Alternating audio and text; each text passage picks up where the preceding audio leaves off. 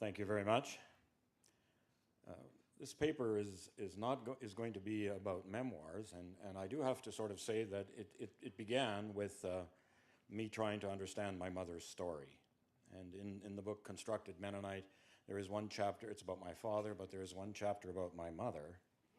And some of the ideas that I worked with there are reflected in this paper, although my mother's story is not in this paper.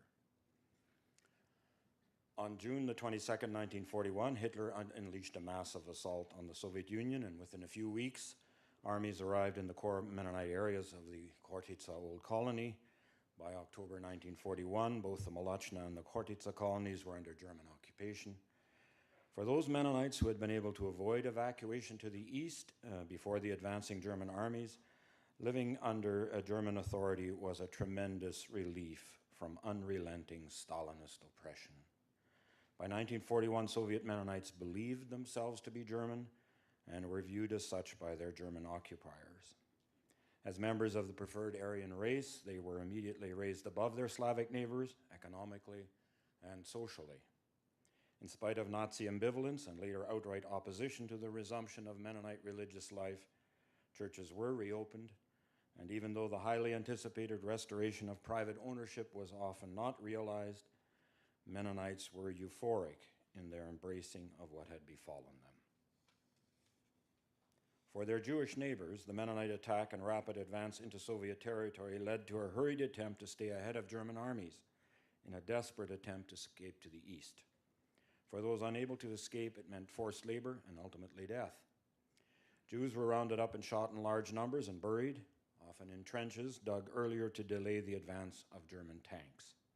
The Einsatzgruppen that sought them out proceeded relentlessly, and extermination of all the remaining Jews in the Old Colony Mennonite area was achieved in a relatively short period of time. While Mennonites have generally assumed that as a people they did not participate in the annihilation of the Jews and knew little about it, research, and much of what we've heard about today, has amply demonstrated that persons of Mennonite origin were actors in the full range of roles in the Holocaust as it unfolded in southern Ukraine. Mennonites were perpetrators, collaborators, occasionally rescuers, bystanders, but undeniably aware of the fate that was overtaking their Jewish neighbors. The focus of this paper is the memories of the largest group of Mennonite actors, namely those who likely had no direct part in the atrocities, but certainly had a first-hand knowledge of what was happening. As the generation that experienced the events of World War II gradually fades from the stage, the number of memoirs and life writings of Mennonites who experienced these events is likely also at its zenith. Many of the Soviet Mennonite survivors of the war migrated to Canada or to Paraguay and then Canada and have written their memoirs in English, in some cases in German, or they have been translated. The migrations to Germany after the collapse of the Soviet Union have produced additional sources, a few of them, primarily in German. The dramatic nature of the experiences of World War II and the aging of survivors has also resulted in a need to tell the stories for succeeding generations, as most of these life writings are self-published, often for a family audience. This paper's aim is to use these life writings with an eye to understanding some of the dynamics of remembering and accounting for what Mennonites in the Chortitza area knew of the killing of the Jews, other minorities, and the disabled.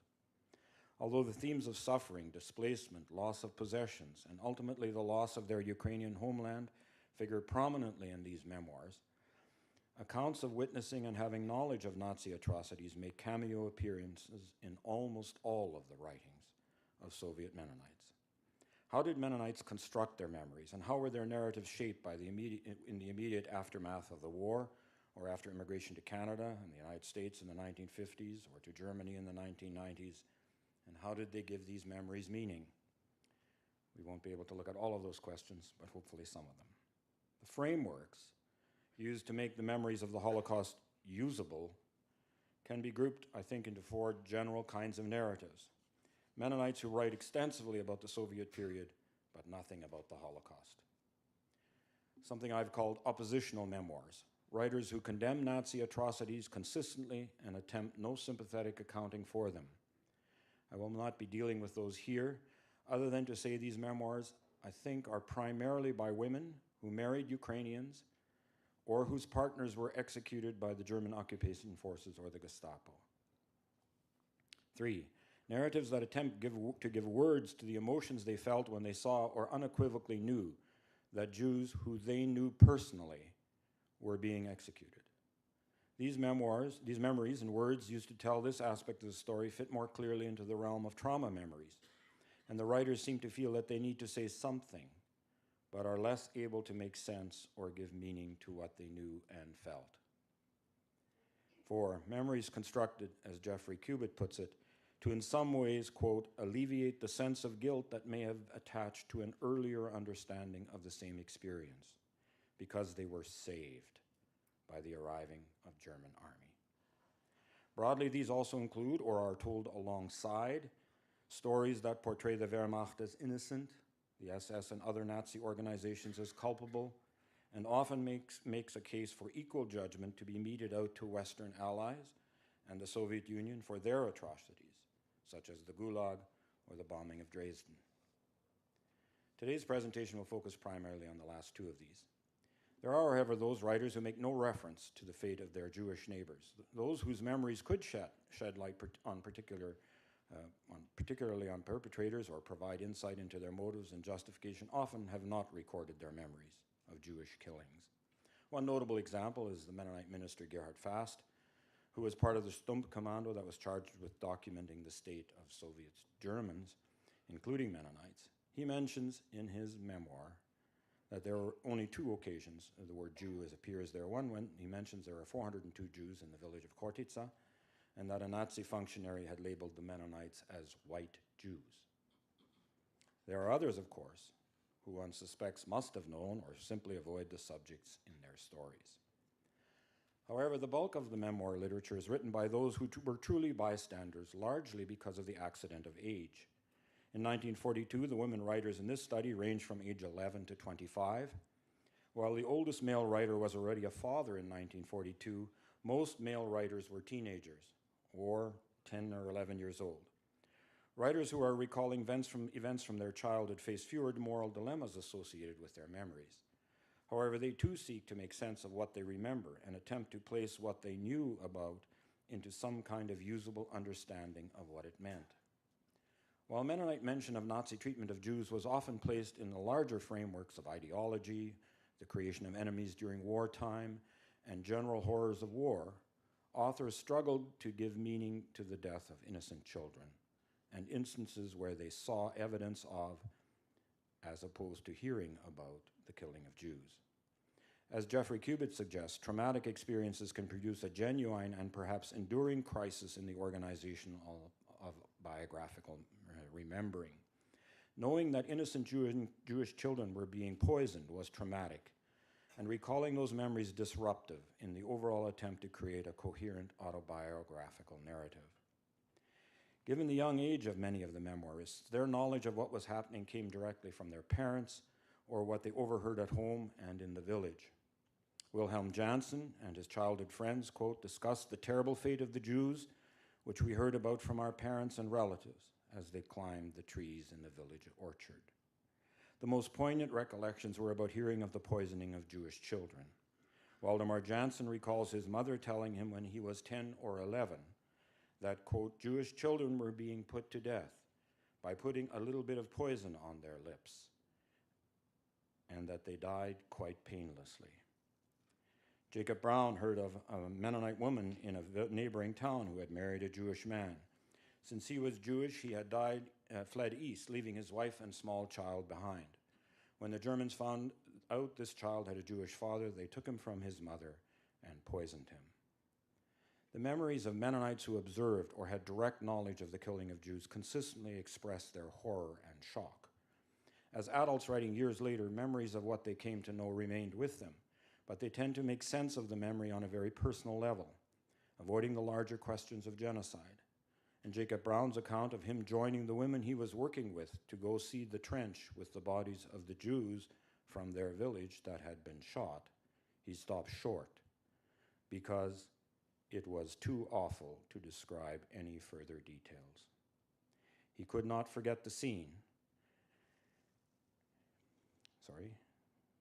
He could not forget the scene and could not understand how good the Germans were to us while killing others, but we couldn't do anything about it.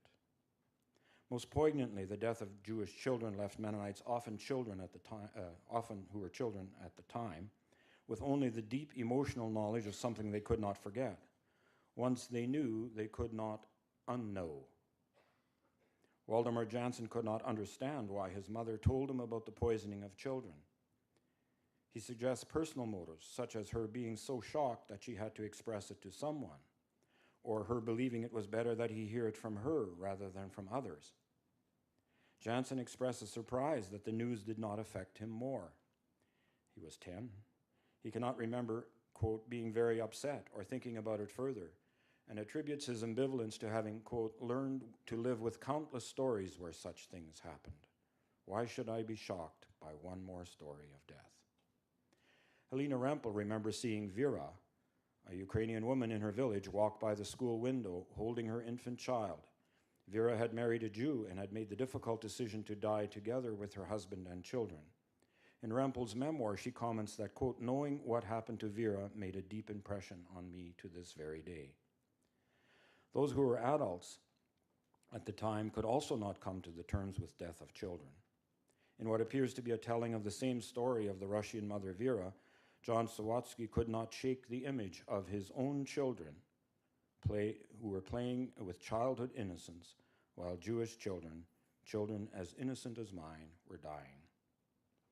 The most prevalent story, Mennonites told themselves and others, placed the extermination of Jews into the same category as the experience of their own people during collectivization, dekulakization, and the purges. Steve Stern's study of memory in Pinochet's Chile posits the notion of memory as salvation. Although Stern acknowledges that, quote, it made his blood boil, he argues that for some Chileans, the disappearances and death during the Pinochet regime were contextualized as a modest social cost that had to be paid to repair the ruin created by the Chilean left. For Soviet Mennonites, Hitler's attack on the Soviet Union became their salvation, and their memories fit neatly into Cold War logic that equated Stalinism and Hitlerism and offered a way to reconcile events that seem in a later context to be unconscionable. Otto Clausen, who was 15 in 1942, oscillates between sympathetic memories of the plight of Jews and detailed descriptions of Stalin's atrocities and those of the Allies. His elaborate comparisons imply an equivalence between the killing of the Jews and other historical and wartime tragedies. On the one hand, Clausen notes that his aunt conducted a Jewish choir and relates the story of how a woman had advised him that the German unit stationed in their village was a special SS unit whose mission was to exterminate all the Jews that had not been able to stay ahead of the advancing German army. She told him they had rounded up Jews on the island of Chortica and had shot them, and forced Soviet prisoners of war to bury them. She also confided to him that she was Jewish and asked him to keep it a secret, which he did. However, Clausen also invested considerable research and devotes considerable portion of his memoirs to condemn the actions of the victors of the war.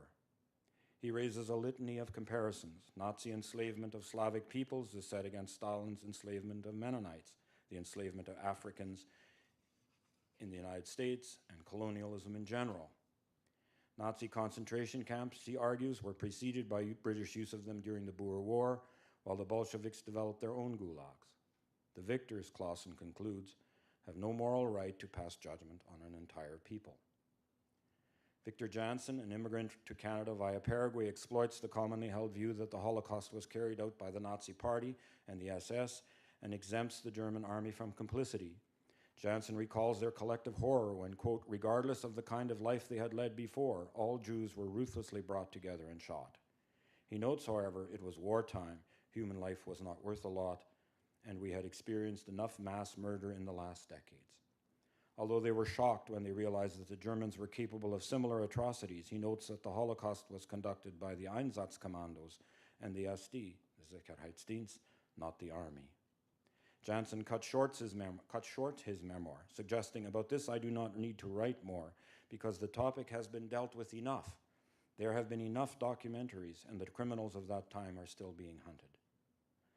A survivor of both the war and the Gulag, conveys the sense of memory as salvation most explicitly. Peter Sawatsky emigrated to Germany after the fall of the wall, and while on a visit to Canada in 1989, dictated his life story using only his memories. In his brother's translation, Sawatsky laments the beginning of the occupation when the Germans started their reign by first shooting all the Jews, women, children, men, and old men, and is left only with the questions about why innocent people had to die in this way. Sawatsky also explains away the Holocaust by alluding to the common arguments of Bolshevism being a Jewish plot. He tells the story of a Jewish rabbi who he overheard telling his mother, "This Hitler will punish our Jewish people for what we are doing here." A much larger section of the memoir is devoted to the atrocities committed by Stalin and his henchmen. He refers to Stuart Kahan's Wolf of the Kremlin, which is a sort of a questionable biography of Lazar Kaganovich, a henchman of Stalin's, and concludes, "If there had been no Stalin, there would have been no Hitler." A few thoughts as conclusion. The clearest intersection of collective and individual memories is embodied in the sense of the Germans and Hitler as having saved Soviet Mennonites from a godless and merciless regime bent on destroying them. Narrators sought to make sense of the autobiographic disruptions that memories of the killing of the Jews produced by distancing themselves from the memories of what they knew. Mennonites had viewed the arrival of Germans as signaling the end of arrests, exile, execution, and the constant pressure that sought to destroy their faith and sense of peoplehood. Initially, the euphoria of having finally escaped the yoke of Stalin and being saved by the Germans is remembered fondly and framed as being justified. Memories of the arrival of the Germans also brought with them unanticipated tensions. As the German occupation took hold, Mennonites came to realize that there were significant dark sides to their saviors. Sifting through the memoirs used here suggests that the experience of being saved from Stalin made a reframing of the memory of atrocities committed by the German occupiers almost impossible. Mennonites grasped for other narratives. Rather than confronting the reality of the Holocaust and their various levels of complicity and knowledge of its horrors, the collective memory that merged equated or even elevated the trauma they had experienced at the hands of the Bolsheviks in comparison to the atrocities committed by the Germans. In that sense, they made their own pre-war Soviet experience into a Holocaust that became a usable past, even when they emigrated to Western countries, where the collective memory of the destruction of the Jews continued to have widespread potency. Thank you.